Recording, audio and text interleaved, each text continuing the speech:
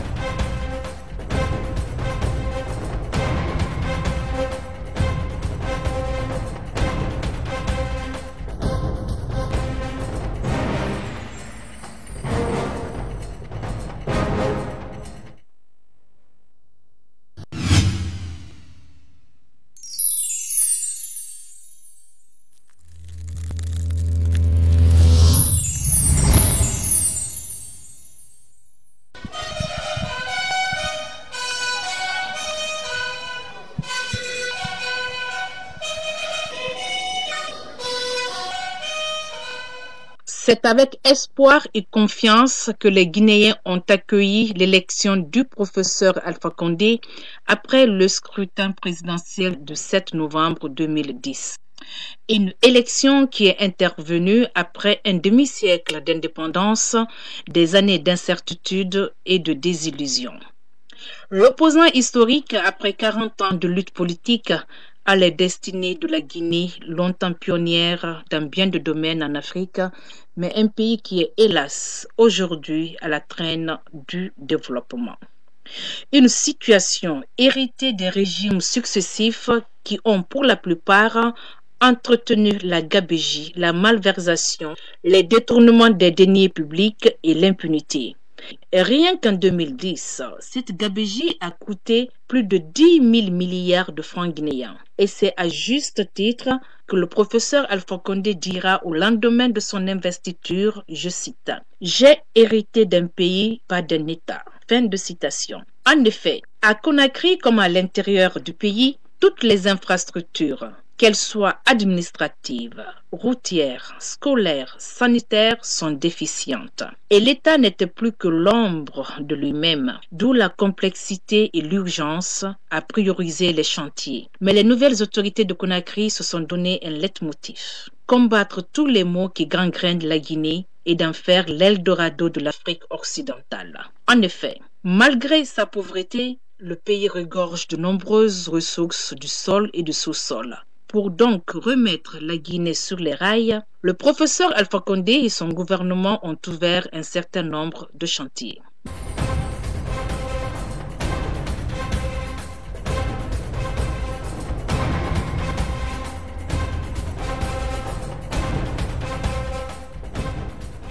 L'objectif du recensement et de l'identification biométrique des fonctionnaires et contractuels permanents de la fonction publique est de maîtriser l'effectif de la fonction publique et conséquemment la masse salariale. L'opération qui est en cours déniche les agents fictifs. Le toilettage a permis déjà de déceler entre autres 12 826 agents qui ont fait avancer leur grade de façon illicite, 11 000 fonctionnaires fictifs, 264 fonctionnaires retraités qui continuent de prendre la pension depuis plus de 35 ans et pire, 334 agents décédés continuent à être payés. Nous sommes en train de faire actuellement le recensement biométrique de la fonction publique parce que nous avons beaucoup de morts vivants, c'est-à-dire des gens qui sont morts depuis longtemps, qui continuent à toucher des salaires.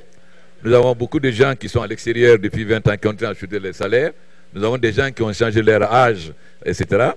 Donc ça veut dire que nous allons mettre beaucoup de cadres de gens à la retraite et les jeunes Guinéens peuvent trouver de la place. Ce recensement constitue une certaine réussite dans la mesure où ça nous a permis de déceler de nombreuses irrégularités qui ont émaillé la gestion des fichiers depuis les personnes décédées depuis plus de 20 ans qui émargent, les fonctionnaires qui sont dans le privé. On a toutes les données. Ça faisait quand même un poids sur le budget. Des salaires de personnes qui ne travaillent pas, ça constituait vraiment un poids. Mais c'est sûr qu'il faut le faire de façon périodique pour pouvoir maintenir ce cap et éviter encore qu'on infiltre les personnes déjà exfiltrées du fichier de la fonction publique. Ça, à ce niveau, il faut saluer cette initiative. Depuis des années, il n'y a pas d'emploi. Les gens qui terminent les études, il n'y a pas un plan d'intégration automatique dans la fonction publique. Aujourd'hui, le gouvernement d'Alpha Condé est en train de réviser tout cela pour que, dès après la sortie de l'université, que ce soit dans les privés, que ce soit dans les publics, que les diplômés, les gens qui ont eu le courage des dizaines d'années à s'investir dans la formation soient utilisés. Ce qui a motivé aujourd'hui le recensement biométrique de la fonction publique pour mettre de côté ceux qui ne travaillent pas et qui continuent à consommer des centaines de millions par mois comme salaire, alors qu'il y en a qui ont fini les études qui peuvent être utiles à la nation. Le projet Rajeunir et féminiser l'administration s'inscrit, n'est-ce pas, dans cette logique de transformation du secteur public pour faire de l'administration un levier de développement.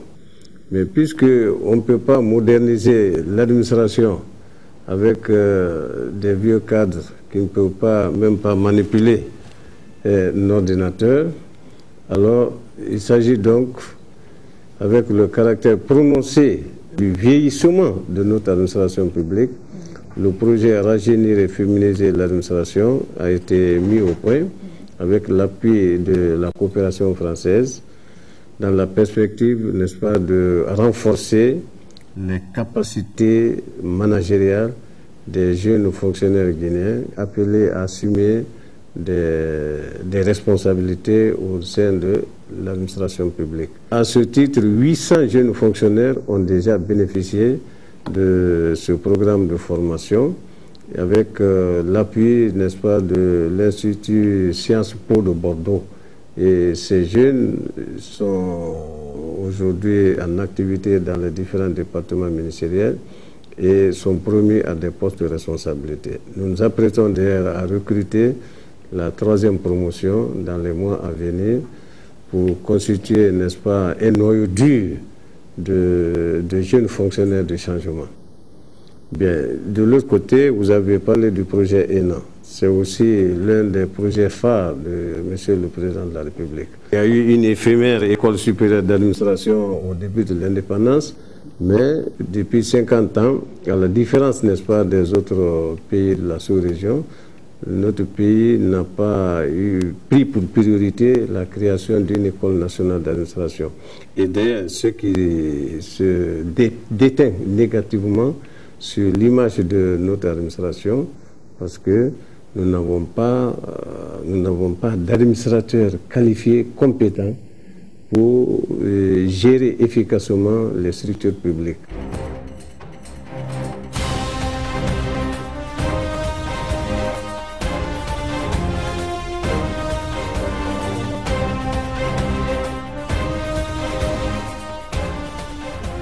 Vieux dossier qui avait souvent fait l'objet de débats et piloté par les Nations Unies et la CEDEAO, cette réforme qui a commencé en 1987 a été amendée et validée par la Troisième République pour vite mettre un terme aux nombreux dérapages de la Grande Muette devenue au fil des années trop gourmande et incontrôlable. L'objectif de cette autre réforme est de faire de l'armée guinéenne une armée républicaine au service exclusif de la démocratie. Cette réforme puise sa légitimité dans la volonté politique de M. le Président de la République, chef des armées, qui s'est engagé dans son programme de société à faire des forces armées guinéennes un outil au service de la République, soumise à l'autorité civile légalement établie. Le professeur Alpha Condé a fait, dans son discours d'investiture, de la réforme l'axe principal de son projet de société. Aujourd'hui, nous amorçons la phase programme et projet de la réforme du secteur de sécurité. Tous les textes réglementaires sur les différents secteurs de sécurité sont élaborés. Le statut des forces de défense et de sécurité, les règlements intérieurs des forces de défense et de sécurité, le tribunal militaire. Aussi, des programmes comme la loi de programmation militaire, qui désormais soumet à l'approbation de l'Assemblée nationale toutes les dépenses qui seront investies dans le fonctionnement de nos institutions. La réforme du secteur de sécurité a offert à l'Inspection générale des forces armées guinéennes un cadre juridique qui fixe son organisation générale, ses attributions et son mode de fonctionnement. Par le décret 091/2014 réorganisant le ministère de la Défense nationale et a permis d'asseoir une culture de contrôle au sein des forces armées guinéennes. On a démilitarisé Conakry. Vous voyez le génie militaire qui participe aujourd'hui à la construction des pistes rurales. Vous voyez aujourd'hui de quelle manière le service de santé de l'armée s'implique dans la lutte contre Ebola.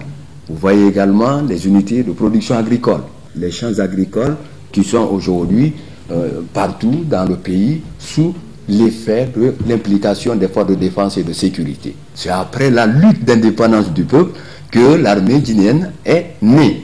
Il y a eu cette fissure parce qu'il y a eu l'un d'entre eux, c'est-à-dire la population et l'armée, qui est sorti de son cadre de fonctionnement normal et qui s'est occupé de ce qui ne devrait pas être. L'armée s'est occupée de la gestion de l'État qui n'est pas son mandat. L'armée s'est occupée de la gestion politique du pays qui n'est pas son mandat. Alors aujourd'hui, nous voulons construire une armée républicaine, démocratique, soumise à l'autorité civile démocratiquement élue. Nous avons réussi à mettre à la retraite 4300 et quelques. Et aujourd'hui, c'est institutionnalisé. Le départ à la retraite se fait 2 fois par an, en décembre et en juin de chaque année. Là, aujourd'hui, c'est un outil extraordinaire de gestion de nos ressources. Nous avons aussi informatisé nos ressources humaines.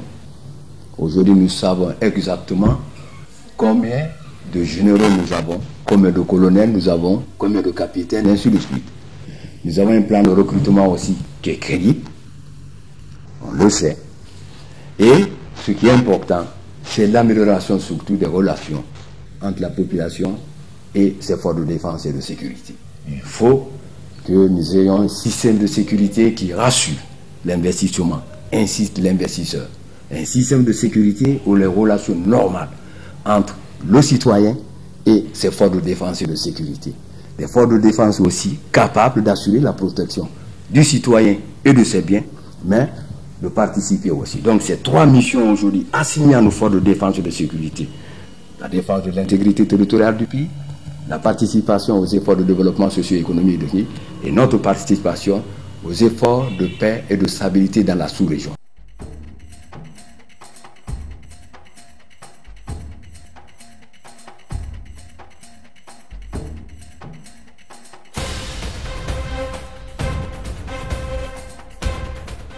Les femmes constituent 52% de la population. Les 5 communes de la capitale, vous avez combien de maires? C'est loin de la parité. Sur les 8 régions administratives, vous avez combien de gouverneurs? Non.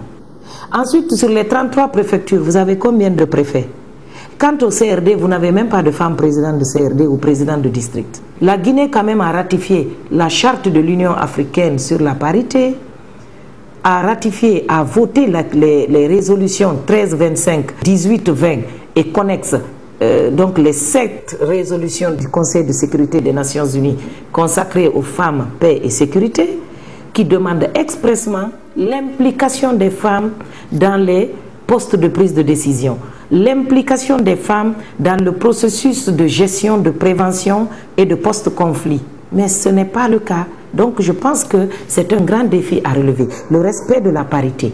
Même les 30% qui sont consacrés par la loi électorale, qui sont même en porte-à-faux avec les lois supranationales, qui parlent de parité, et la Guinée va voter 30%, vous n'avez pas 30% de femmes à l'Assemblée. Dédier le mandat aux femmes et aux jeunes n'est pas forcément dire que toutes les femmes doivent avoir une autre responsabilité. Il n'y a que 5 femmes ministres, je suis d'accord. Nous avons aujourd'hui des femmes ministres conseillères à la présidence, des femmes conseillères. Nous avons des femmes chefs de cabinet, nous avons des femmes secrétaires générales. Quand je prends le cas particulier de mon département, au cabinet, la tête est tenue par les femmes. Nous avons 80% des femmes qui sont responsables au niveau du cabinet. Une femme ministre, une femme chef de cabinet, une femme secrétaire générale, une femme conseillère, une femme attachée de cabinet. Ça, c'est le cas palpable de mon département. Moi, personnellement, j'ai fait des courriers à tous les départements ministériels où j'ai demandé aux ministres à compétences égales. Je souhaite que les femmes soient responsabilisées. Et dans les décrets aujourd'hui, si vous regardez dans tous les départements ministériels, je pense qu'on tient compte des femmes. L'autre défi, c'est l'accès des femmes au microcrédit. Ça a été initié, ça n'a pas marché. Donc c'est un défi qu'il faut relever. Le président de la République a donné un fonds de microfinance aux femmes et aux jeunes. Même si le fonds n'est pas rentré à 100% dans son application et dans ses exercices, mais ce n'est qu'un début. On ne connaissait pas ça dans le pays. 130 milliards pour les jeunes et pour les femmes. Nous sommes en combat pour voir efficacement comment l'argent là peut servir aux cibles. Tout ça, c'est à l'honneur des femmes. Et les femmes aujourd'hui, elles peuvent se sentir à l'aise parce que le président de la République ne se bat que pour la paix. Et rien n'est possible sans la paix. Il a un dos large pour rassembler tous les Guinéens. Le professeur Alpha Condé, c'est un démocrate. Il a contribué à la consolidation de cette jeune démocratie, malgré toutes les attaques dont il est victime, malgré les écarts, les comportements les plus anachroniques qu'on voit passer par là, mais en dépit de tout ça, il garde le cap.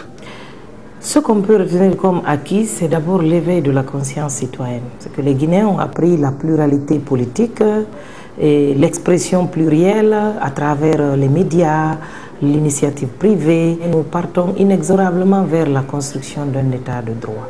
Les 3 premières années ont été consenties à la mise en place des préalables. Ces préalables ne sont pas quantifiables. On ne peut pas les mesurer par le nombre de kilomètres goudronnés.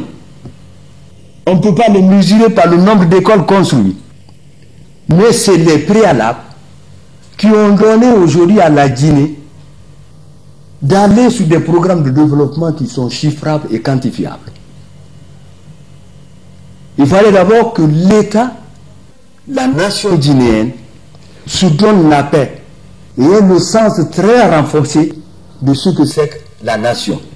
Aujourd'hui, 4 ans, nous avons un pays qui a donné la preuve de sa capacité de trouver des solutions internes aux problèmes propres qui lui sont posés. Ce n'est pas le cas ailleurs. Nous n'avons jamais eu un conflit ouvert.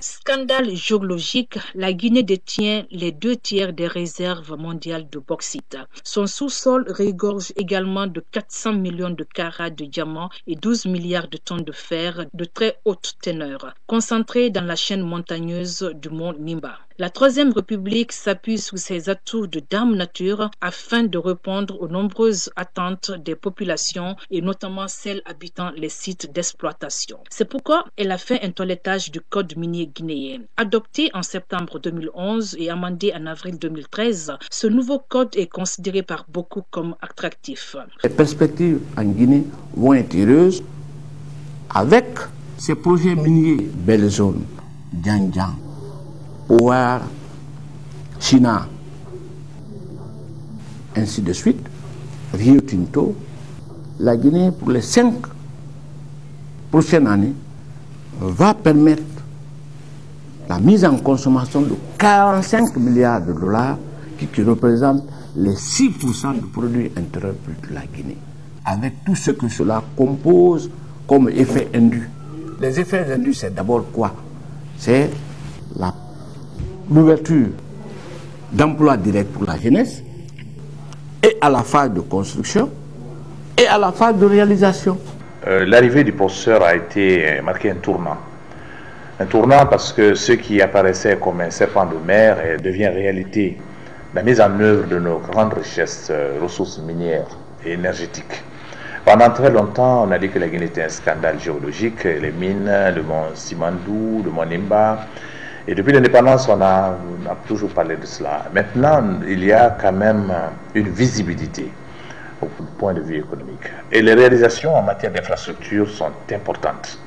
J'ai vu certaines de vos émissions sur les grandes réalisations, les grands chantiers du président. On se rend compte visiblement qu'il y a eu des actes concrets qui ont été posés en matière d'infrastructure, que ce soit les routes, les bâtiments, les barrages et d'autres.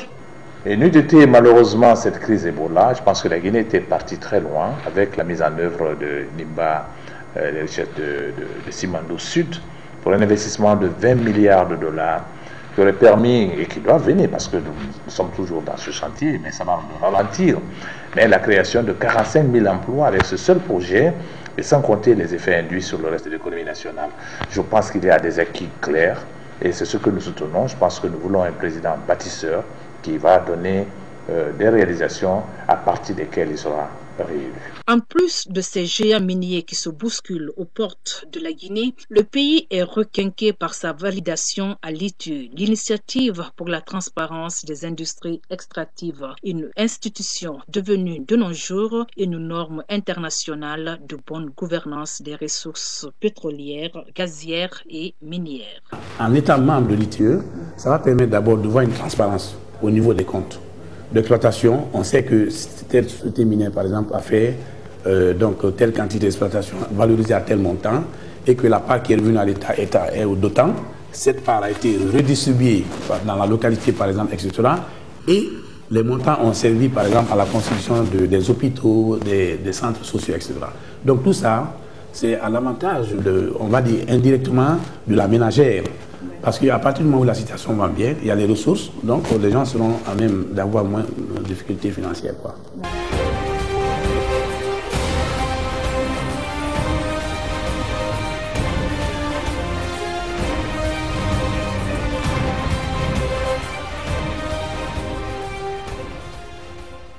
Pour les campagnes agricoles 2011-2014, ce sont 700 milliards de francs guinéens qui sont débloqués pour booster le secteur. Du matériel agricole mis à la disposition des paysans. Le budget de l'agriculture est passé de 3,7% en 2011 à 7,2% en 2013. Pour ces 3 dernières campagnes agricoles, de nombreux exploitants agricoles ont bénéficié d'un accueil facile aux intrants, des semences améliorées, des engrais, des produits et autres équipements agricoles. Sur le terrain, ces efforts se traduisent par une production en nette hausse. 1,8 million de tonnes de riz paddy pour la campagne 2011-2012 contre 2 millions de tonnes pour la campagne 2012-2014. Depuis 2 ans, le prix du riz, aliment de base des Guinéens, s'est stabilisé. Pour poursuivre ces efforts, le gouvernement mise, entre autres, sur le projet d'irrigation de 1000 hectares à Koundjan, dans Mandiana, pour un investissement de près de 93 milliards de francs guinéens. C'est la première fois que le budget national fait un tel investissement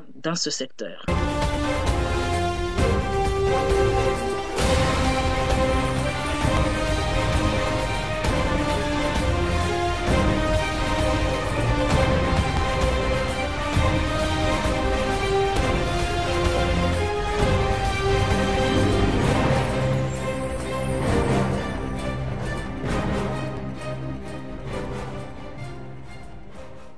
Venu de nulle part, le virus Ebola a frappé de plein fouet la Guinée, le Libéria et la Sierra Leone, avec des milliers de morts, une dislocation sociale et un effondrement des économies. Devant la gravité du fléau, les Nations Unies ont adopté la résolution 2177, confirmant ainsi l'unité de la communauté internationale face à la menace globale que constitue Ebola. Pour cette riposte internationale, ce sont au total 135 millions de dollars qui sont à mobiliser avec une clé de répartition pour les pays touchés.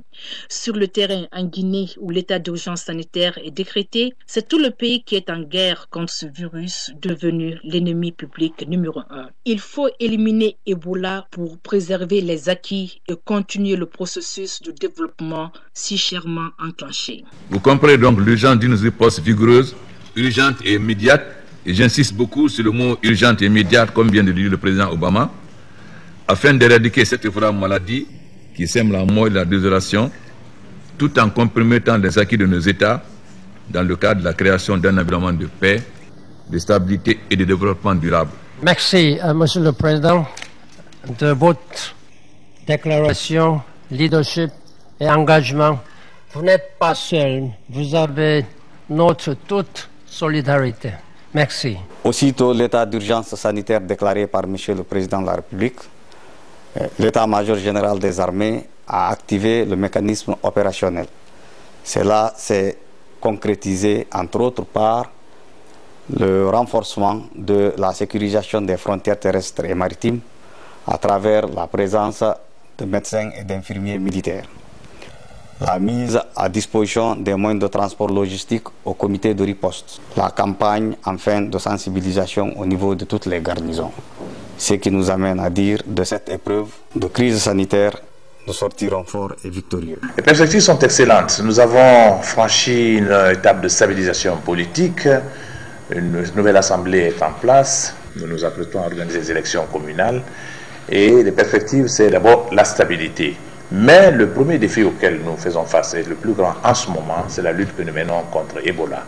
Donc il faut une grande solidarité nationale, que tous les Guinéens, sans aucune considération politique ou ethnique, que nous donnions la main pour d'abord éradiquer ce fléau.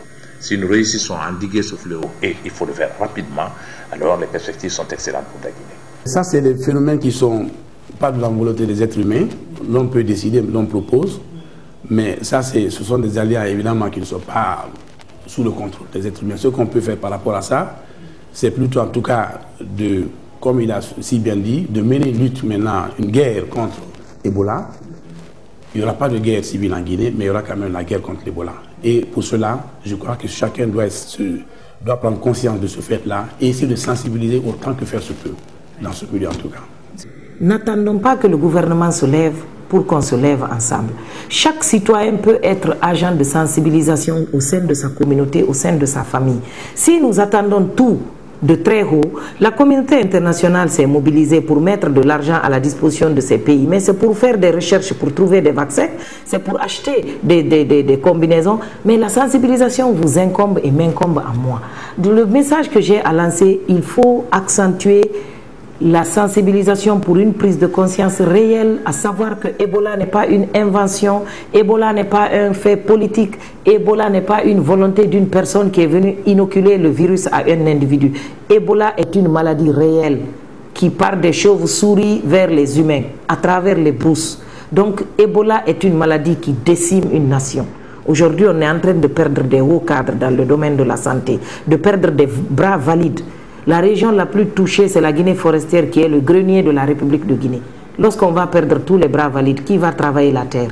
Quand on sait que 70% de la population guinéenne est agricole, alors la responsabilité de sensibiliser sur Ebola incombe tous les citoyens. Aujourd'hui, quand vous écoutez les évaluations qui se font sur la manière comment l'État guinéen a géré Ebola, c'est un acquis extraordinaire. Je veux vous dire, les budgets envisagés, les investissements et les implications de nos partenaires. Au départ, on les évaluait à 200 millions, ainsi de suite. C'est maintenant 1 milliard. Et avec le leadership que le président est en train de mener au nom de l'ensemble des 3 autres pays concernés par Ebola, ce qui me réconforte, c'est que ce montant qui est aujourd'hui destiné à ces 3 pays, leur clé de répartition, ces milliards et quelques qui sont réunis par les organisations internationales des partenaires bi- et multilatéraux, sont soumis à une clé de répartition, 75,20%. seront destinés à la mise en place des infrastructures sanitaires. Cela veut dire que vous avez 1000 dispensaires, plus de 100 hôpitaux, que vous ne devriez même pas avoir si le président avait eu la liberté de mener son programme sans Ebola. Mais ce qui est plus réconfortant, c'est que l'implication de nos partenaires dans la gestion des fonds destinés à lutter contre Ebola qualifie énormément notre administration en matière de gestion. Ça sera à l'abri de la corruption, ça sera à l'abri du détournement. Vous avez aussi 20% destinés au programme de formation. C'est à nous de réfléchir quel type de structure de santé nous devrons avoir. Nous devons maintenant avoir non seulement des facultés de médecine, mais toutes les structures sanitaires intermédiaires qui sont aujourd'hui indispensables pour amener un peuple, un pays, une population à prendre soin de ce que c'est que l'hygiène. Aujourd'hui, nous allons relever, par une gestion correcte, mais concertée avec nos partenaires, la structure de nos systèmes de santé.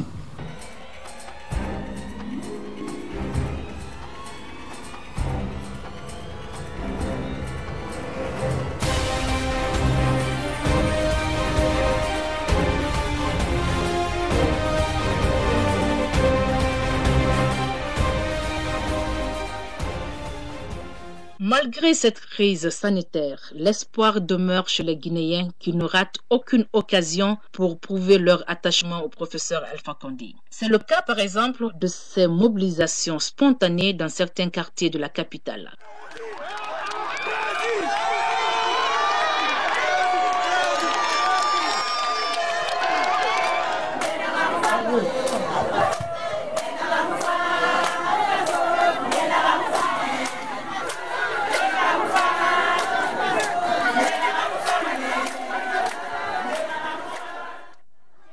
En plus de ces mobilisations spontanées, il y a à Conakry comme à l'intérieur du pays de nombreuses associations de soutien pour la prochaine présidentielle guinéenne. Parmi elles, le CRAC ou le collectif pour la réélection du professeur Alpha Condé en 2015. Le CRAC est un véritable fer de lance qui mobilise et rassemble autour du RPG Arc-en-Ciel. Le CRAC, il faut le définir comme étant le collectif pour la réélection du professeur Alpha Condé en 2015. Et pourquoi nous avons choisi le terme collectif? Ceci nous permet de rassembler, au-delà de notre propre formation politique, toutes les bonnes volontés, rassembler toutes les forces de progrès en vue de faciliter la réélection. Alors, que vous soyez d'un parti politique, d'une ONG, ou si vous voulez de la société civile, ou une personne privée, ou des CRE, vous avez votre place. Donc, c'est un mouvement inclusif. Et nous voulons, de par la création du CRAC, élargir la base électorale du professeur Alpha Condé. Il faut aller au-delà de son camp politique. Aller vers tous ces Guinéens et toutes ces Guinéennes qui pensent que depuis son installation en 2010, de par les acquis qu'il a pu obtenir, faire de la Guinée aujourd'hui un pays respectable et fréquentable, il faut aller ramener vers lui toutes ces bonnes volontés. Donc, c'est une façon réellement d'élargir le rassemblement. Raison pour laquelle je me suis dit, bien qu'étant membre du bureau politique, donc l'organe suprême du parti, je me dois d'aller vers ceux-là qui ne sont pas des militants, mais qui sont des électeurs incontournables. Nous avons commencé par structurer notre mouvement en deux plateformes. Vous avez d'un côté les cadres qui réfléchissent. Ils ont élaboré les termes de référence, ils ont élaboré un plan d'action. Ils vont travailler sur un document qui peut être une contribution dans la rédaction du futur projet de société de notre candidat. Là, nous avons des hommes et des femmes au niveau de tous les domaines sectoriels qui sont là pour ça. Et vous avez une plateforme purement politique où nous essayons d'occuper le terrain. La politique, c'est déjà ça. Là où le parti, le RPG Arc-en-Ciel, a des faiblesses, le collectif pour la réélection de professeurs étant un instrument politique à la disposition du parti, le RPG Arc-en-Ciel, doit combler ces faiblesses-là.